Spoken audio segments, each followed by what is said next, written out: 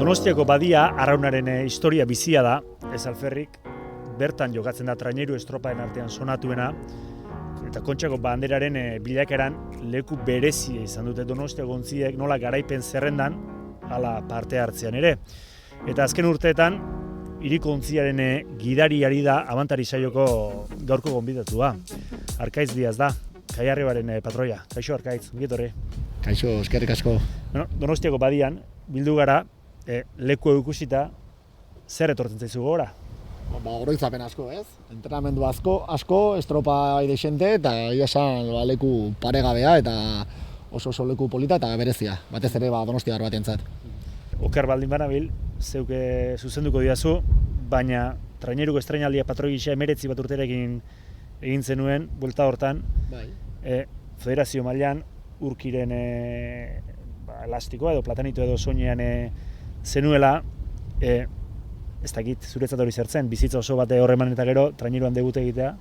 Hasieran pixka bat, responsalia edo tentsio horrekin, ez? Azkenen seniorrekin egoten ziren, zuri urte batzuk ateratzen zizkizuten, eta pixka bat, bertigo moduko bat ematen zizun, ez? Baina lehenengo urte hori oso nahi izan zen, Federazio Liga irabazteko aukera izan genuen, eta urte oso polita izan zen, ez? Lehenengo urte izateko, gainea, 19 urterekin, izan zen urte oso berezia eta polita, bai. Gero, 2005ean, Trintxerperekin aritu zinen urte betez, 22 urte izango zenituen orduan, TKE Ligan, garaiko San Miguel Liga hartan, ez dakit, estropa asko jokatuz, beste koska bat igo zen edo exigentzia maila nolakoa zen, ze gauzak ez ziren berdin-berdinak izango?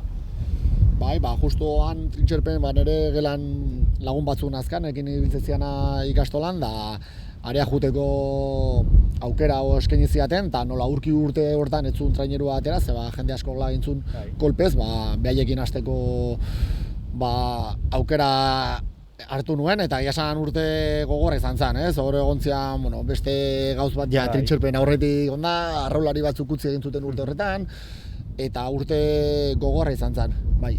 Egon ginenteka, baina uste azkenak gatu ginela eta maila galdu genuela, eta izan zen ikastaro bat, ze gogorra izan daitekeen, ez? Kirol hau. Gauzak ondo jonezkio ondo, baina gaizki doazenean oso gogorra izan daiteke, bai. 22 urterekin patroi lanetan horrelako egoera batean, irakaspena zeu esan duzu, handia izan zen, baina etorkizunera begira ere horrek erakutsiko zizun, nola aurregin halako egoeratan gertatzen direnei? Bai, batez ere hori ikasi egiten duzu, ez? Gero denborarekin ikuste dituzu gauza pixka, perspektiba horrekin, eta ustez, garrantzitsua da, ez? Horrelako urteak izatea, eta ere, ikaskuntza, parta. Naiz eta gogorra izan eta momentuan, oso izorratuta eta gogorra izan daiteke, gero urteak aurrera joan ala, atzera behiratzen dezunean, ustez, urte garrantzitsua dela ere, bai.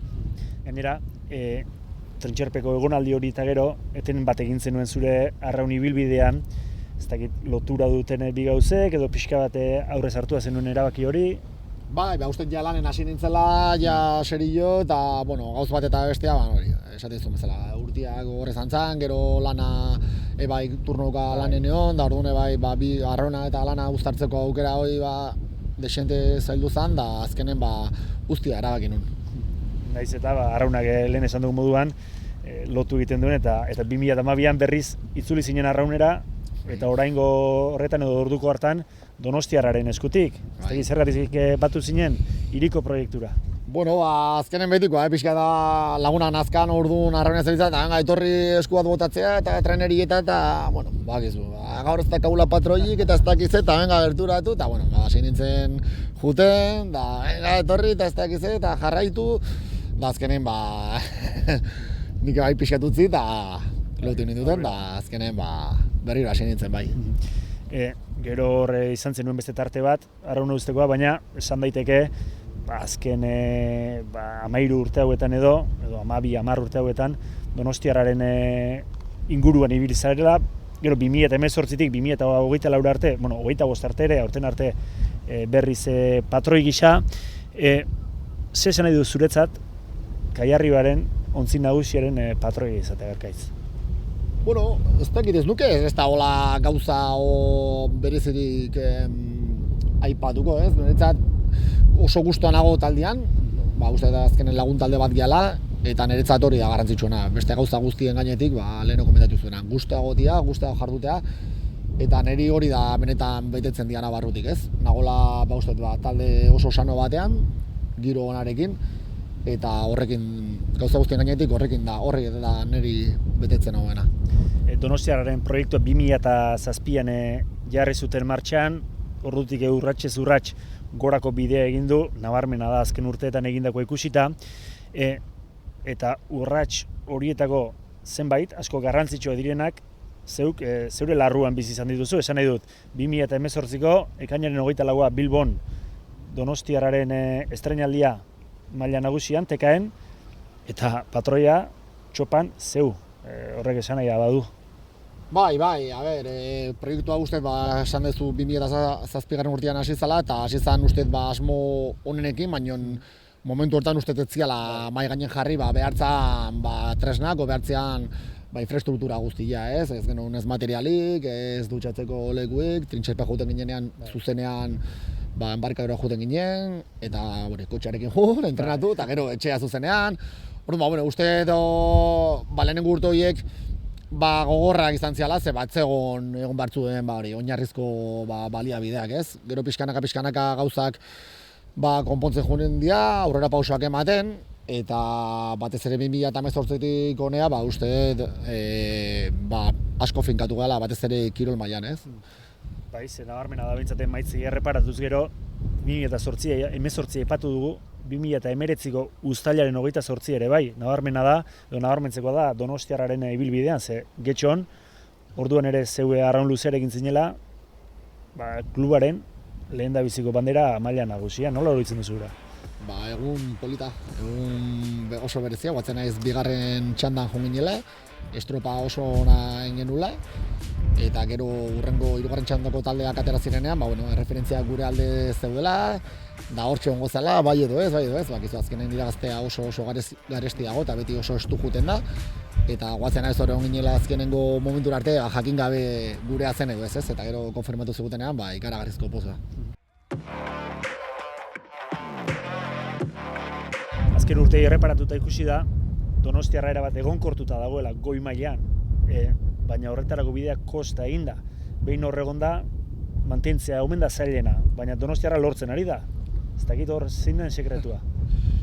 Esan, igo ginean 2018 lehenengo urtean beti dakazu bertigo, beti impresioa, ahal izango geha hemen gure lekutxo egitea, pixkanaka bigarren txandan egonkortu ginen urte horretan, gero urrengoetan pixkat jaurezko txandan muturra sartzen, da azkenengo 3 denboraletan horrezko txandan estropa asko lehiatzeko merituak egin ditugu, eta ustez konstantzia, ilusioa, pixkanaka jutia, beste gehiegi begiratu gabe, eta guk gure bidea egiten.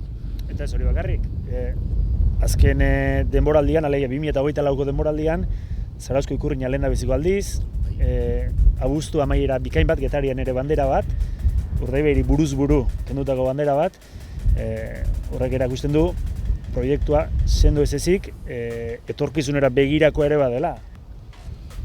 Bai, taldia uste azkenengo 3 urteetan nahi desente egonkortu gala, ez? Beti goten dira gora berak, baina naturalak direna, batzuk utzi, beste batzuk etorri, baina orokorrean uste funtsan berdinak gaudela, eta giroa antzeko gala, ez? Beti giro ona, eta orduan horrek egiten du, kanpotik etortzen dena, edo egotzen den gazte hori, taldean ondo sartzea, eta segitu nastea bere honena ematen, ez? Orduan uste prozesu horretan gaudela, eta lehen urtean adibidez, ez ginen oso ondo hasi, baina gero abuztuan egia esan, uste maila oso ona hartu genula, eta 2 estropa irabazteko gai izan ginen, eta izan zen oso momentu polita bai. Urte batzuk atzera asko aipatzen zen, Kontxako banderaren garaian, eta Donostiarra gaur ere geratu da ez dakizen batera, eta gaur egun iaz, Kontxaren aurretik, batzuen kinieletan Urdaibairi aurre egiteko talde bakarra zen Donostiarra, horrek erakusten du pixka bat bilakaera nolako izan den? Bai, gorrotzen ez, nik hemen lehenengoetatik minutu da hogeira geratuta nago ez urte esete, eta gorrotzen ez jendeak nola kritika edo eseka egiten zigun ez.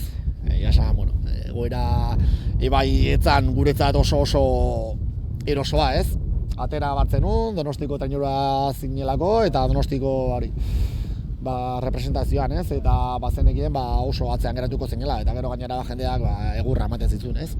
Orduan, gogorra izan zen, eta pixkanaka, bain kontestua desberdina da, eta begira, zu esan dezun bezala, lehen urtean zeuden batzuk gurekin kontu hartzen zutena, ez? Orduan, uste bilakaera hori dala benetan azpimarratu behar dena.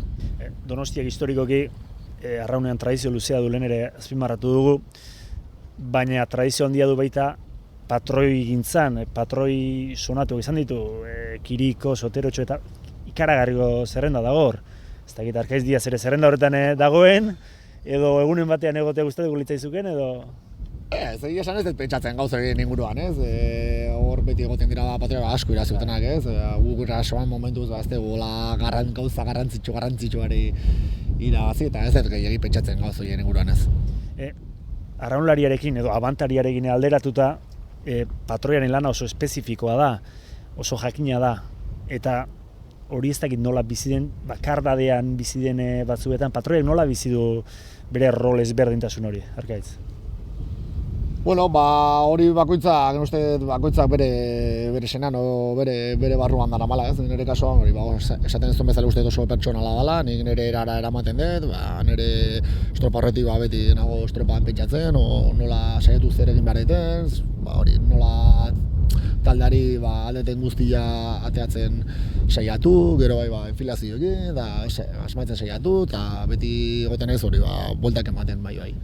Orain urte batzuk erretikatutako patroi on batek esana da, zuen kasuan, patroion kasuan, egindako akatsak oso agerian geratzen direla, baina asmatzen denean, patroiak asmatzen duenean, hori arraunlarien meritu izaten omen da, ez dakit, ados zauden adierazpen horrekin.